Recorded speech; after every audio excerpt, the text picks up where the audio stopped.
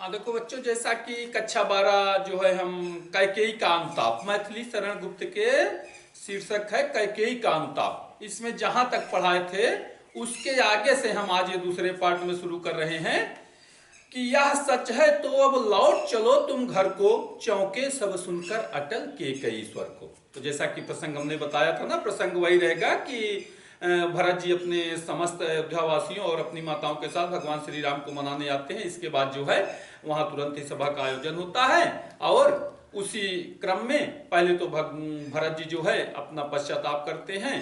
इसके बाद भगवान श्री राम भरत जी से कहते हैं कि जन कर जननी ही जान न पाए जिसको।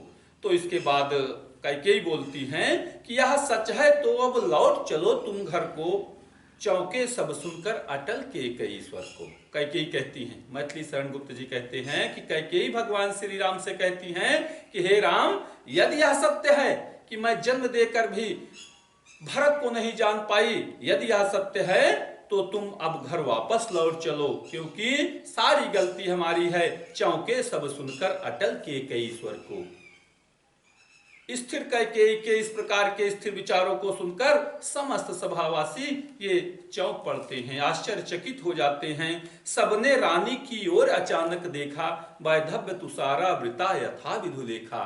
आगे मैथिली शरण गुप्त जी कहते हैं कि समस्त अयोध्यावासी आश्चर्यचकित होकर रानी कैकेयी की तरफ देखने लगते हैं। उस समय रानी कैकेयी ऐसी प्रतीत हो रही थी जैसे वैधव्य तुषारा वृता यथा विधु लेखा, जैसे कोहरे से ढकी हुई चांदनी किरणें, पाले या कोहरे से ढकी हुई चांदनी किरणें दिखाई देती हैं, उसी प्रकार से विधवा के वेश में रानी कैकेयी सुशोभित हो रही थी।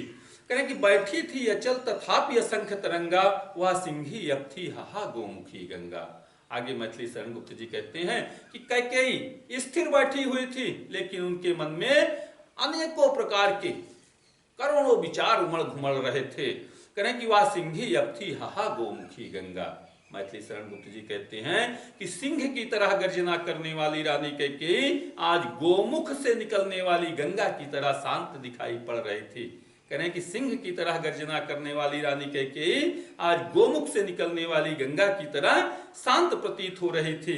आगे कह रहे हैं, यहाँ जनकर भी मैंने भरत को न जाना, सब सुन ले तुमने स्वयं अभी यह माना। कैकेयी आगे कहती हैं कि हाँ, मैंने भरत को जन्म देकर भी भरत को नहीं जान पाई, सब सुन ले, सब इसको सुन रहे हैं कि हे राम, अभी अभी आपने यह स्वीकार किया है कि मैं भरत को जन्म देने के बाद भी नहीं जान पाई। कहें कि यह सच है तो फिर लौट चलो घर भैया, अपराधी मैं हूं तात तुम्हारी मैया। आगे कैकेयी कहती हैं कि हे राम, यदि यह सत्य है तो तुम घर वापस लौट चलो, तुम अयोध्या वापस लौट चलो, क्योंकि अपराधी मैं हूं तात तुम्हारी मैया। हे बेटा, तुम्हारे समस्त कर्मों की अपराधिनी मैं स्वयं हूं, तुम्हारी माता कैकेयी है, इसमें भरत का कोई दोष नहीं है। करें कि दुर्बलता का ही चिन्ह विशेष शपथ है, पर अबला जन के लिए कौन सा पथ है। आगे कैकेयी कहती हैं कि शपथ खाना ये हमारी शक्तिहीनता का परिचायक होता है, कसम खाना ये हमारी शक्तिहीनता का परिचायक होता है, लेकिन पर अबला जन के लिए कौन सा पथ है। लेकिन मुझ जैसी स्त्रियों के लिए अपनी बात को प्रमाणित करने के लिए इसके अतिरिक्त अन्य कोई तरीका भी नहीं है, कोई रास्ता नहीं है। हमको अपनी बात प्रमाणित करने के लिए कसम ही खाना पड़ेगा, कसम का ही, शपथ का ही सहारा लेना पड़ता है। कहें कि यदि मैं उकसाई गई भरत से हूं तो पति समान ही स्वयं पुत्र भी खोऊं। आगे कैकेयी कहती हैं कि यदि मुझे भरत ने उकसाया हो, आपको वन भेजने में भरत ने हमको उकसाया हो, थोड़ा सा भी उनका हाथ हो, तो पति समान मैं स्वयं पुत्र भी खोऊं। तो मैं अपने पति की तरह अपने पुत्र को भी अभी खो दूं। जैसे हमारे पति स्वर्ग सिधार गए, ऐसे हमारा पुत्र भी अभी मृत हो जाए। तो आगे कह रहे हैं कैकेयी कि ठहरो मत रोको, मुझे कहूं सो सुन लो, पाओ यदि उसमें सार उसे सब चुन लो। आगे जब वो कैकेयी इस प्रकार कहती हैं कि मैं अपने पति के समान पुत्र को भी खो दूं, तो समस्त अयोध्यावासी उनको ढाढ़स बंधाने लगते हैं और कहते हैं कि नहीं नहीं, ऐसा मत कहो। तो इसीलिए वो कहती हैं कि ठहरो मुझे मत रोको, ठहरो मुझे मत रोको, कहूं सो सुन लो, पाओ यदि उसमें सार उसे सब चुन लो। हे अयोध्यावासियों, इस समय मुझे मत रोको, मैं जो कह रही हूँ इसको सभी ध्यान से सुन लो। यदि हमारी बातों में कोई सार तत्व है, कोई अच्छाई है, तो उसको समस्त अयोध्यावासी ग्रहण कर लें। आगे कह रहे हैं कि करके पहाड़ सा पाप मौन रह जाऊं, राई भर भी अनुताप न करने पाऊं। आगे कैकेयी कहती हैं, मैं पहाड़ जैसा बड़ा सा अपराध किया, मैंने पहाड़ जैसा बहुत बड़ा अपराध किया है, भयंकर अपराध किया है, ठीक, राई भर भी अनुताप न करने पाऊं, और इतने बड़े पाप के कारण मैं उसका थोड़ा सा भी, राई के बराबर, सरसों के बराबर भी पश्चाताप न करूं, ये कहाँ का नियम है।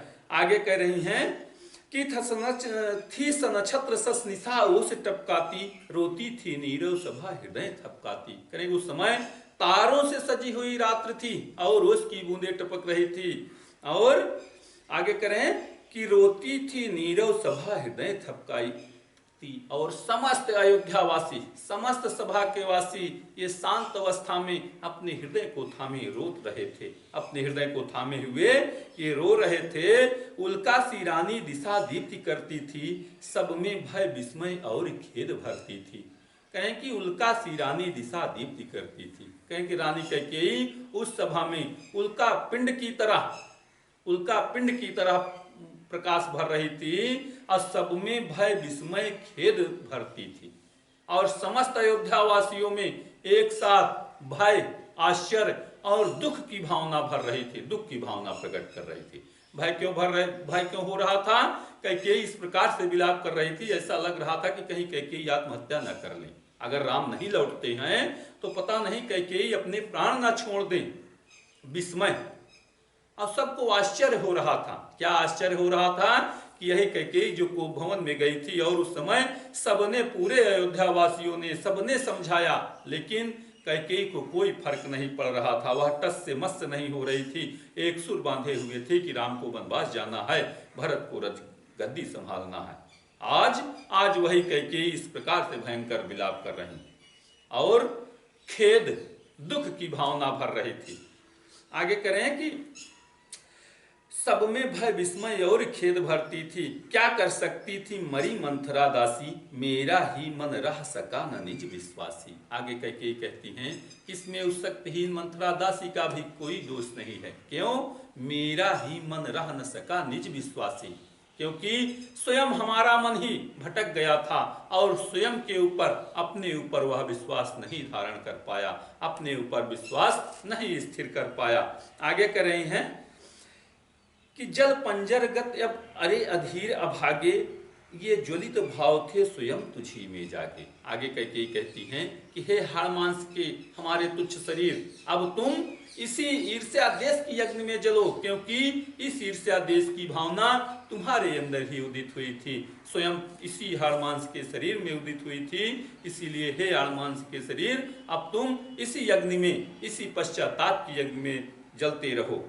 आगे कह रहे हैं कि पर था केवल क्या ज्वलित भाव ही मन में, क्या शेष बचा था कुछ न और इस मन में। आगे कैकेयी कहती हैं कि क्या उस समय हमारे मन में सिर्फ ईर्ष्या देश की ही भावना थी और हमारे मन में उस समय कोई अन्य विचार नहीं उठ रहे थे। आगे रानी कैकेयी कहती हैं कि क्या शेष बचा था कुछ न और इस मन में, कुछ मूल्य नहीं वात्सल्य मात्र क्या तेरा। आगे कैकेयी कहती हैं कि क्या हमारे पुत्र स्नेह का कोई मूल्य नहीं है, मैंने अपने पुत्र स्नेह के कारण जो भी कार्य किया, अपने पुत्र स्नेह के कारण किया, तो क्या हमारे पुत्र मोह का कोई मूल्य नहीं है। करें कि पर आज अन्यथा हुआ वत्स भी मेरा, करें कि आज जिस पुत्र के लिए मैंने इतने कर्म किए, इतने बड़े लांछन को अपने ऊपर स्वीकार किया, आज वही पुत्र हमारा पराये जैसा व्यवहार कर रहा है, दूसरों की तरह शत्रुवत व्यवहार कर रहा है। आगे कर रहे हैं कि थूके मुझ पर त्रैलोक्य भले ही थूके, जो कोई जो कह सके कहे क्यों चूके। आगे कैकेयी कहती हैं कि आज चाहे तीनों लोग हमारी चाहे जितनी निंदा करें और जिसको जो भी मन में आए वह उसको कहने से पीछे ना हटे, जिसकी जो भी इच्छा आए वह हमारी उसी प्रकार से निंदा कर सकता है, मुझे इसकी कोई परवाह नहीं है। लेकिन करें कि छीने न मातृ पद किंतु भरत का मुझसे, रे राम दुहाई करूं और क्या तुझसे। लेकिन हे राम, हमारी यही विनती है कि भरत की माता का पद हमसे ना छीना जाए। हे राम, मैं तुमसे और क्या विनती करूं, बस हमारी यही इतनी विनती है कि हमारी भरत की माता का पद हमसे ना छीना जाए।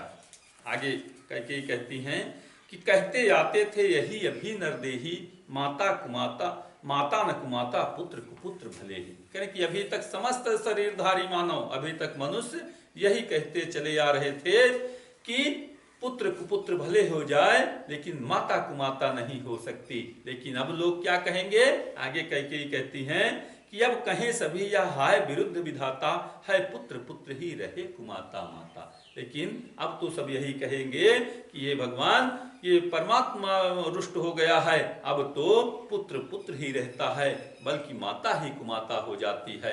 पुत्र तो पुत्र ही रहा लेकिन अब तो माता ही कुमाता यहाँ पर हो गई। आगे कैकेयी कहती हैं कि बस मैंने इसका वाह मात्र ही देखा, दृढ़ हृदय न देखा मृदुल गात्र ही देखा। आगे कैकेयी कहती हैं कि मैंने भरत के, अपने पुत्र भरत के ऊपरी शरीर के बनावट को देख पाई, इसके मजबूत हृदय और मजबूत विचारों को नहीं जान पाई। आगे कैकेयी कहती हैं कि परमार्थ न देखा पूर्ण स्वार्थ ही साधा, मैंने भरत के दूसरे की भलाई की भावना को नहीं जान पाई, बल्कि मैंने सिर्फ अपने स्वार्थ सिद्धि को ही साधित करना चाहा। मैंने भरत के दूसरे की भलाई को भावना को नहीं जान पाई, बल्कि अपनी भलाई को ही मैंने सिद्ध करना चाहा। आगे कहते हैं कि इस कारण ही तो हाय आज यह बाधा, युग युग तक चलती रहे कठोर कहानी, रघुकुल में भी थी एक अभागिन रानी। कहें कि अब तो इसी कारण से यह हमारे ऊपर संकट आया है कि मैंने भरत के दूसरे के भलाई की भावना नहीं जान पाई, अपने स्वार्थ को ही सिद्ध करना चाहा। करें कि अब तो ये युगों युगों तक यह कहानी चलती आएगी, चलती रहेगी कि रघुकुल में भी थी एक अभागिन रानी, कि रघुकुल वंश में भी एक अभागिन रानी कैकेयी ने जन्म लिया था।